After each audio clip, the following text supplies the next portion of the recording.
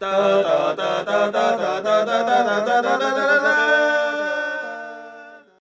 頭馬面，下一個呢件咩來歷啊？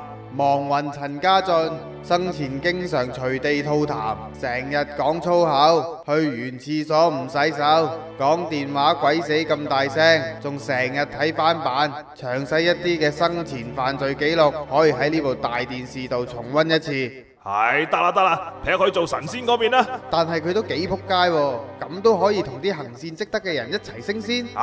吐下痰有幾大問題呢？講下粗口健脾益肺啊！淨係去完廁所唔洗手，幫地球慳幾多水呢條就夠佢升仙啦。得啦，下一個啦。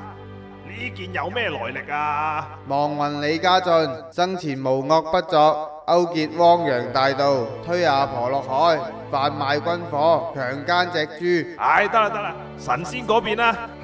閻羅王大人，你諗真啲好喎，呢啲人十惡不赦都做神仙。咪煩啦，我話係就得噶啦，趕收工啊！快啲下一個啦，呢件有咩來歷啊？亡魂王家俊生前拾金不昧，見義勇為，成日巴士讓座，週末又好心咁陪啲又老又巢皮又殘又剩嘅師奶跳廣場舞。雖然作為 AV 男優，但係仍熱衷於公益事業。得啦，神仙，咪住，你話佢咩話？佢拾金不昧，見義勇。唔係啊，我係問你佢咩職業話？AV 男優。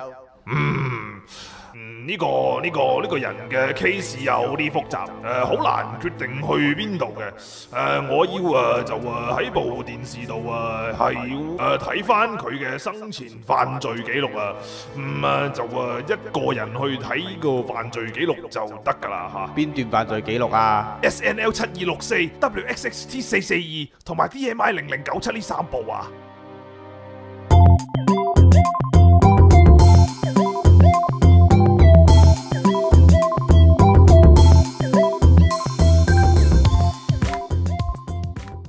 呢件有咩來歷啊？亡魂張家俊，佢冇訂閱白賴。呢啲咁嘅冚家產，直頭要落18層地獄永不超生啊！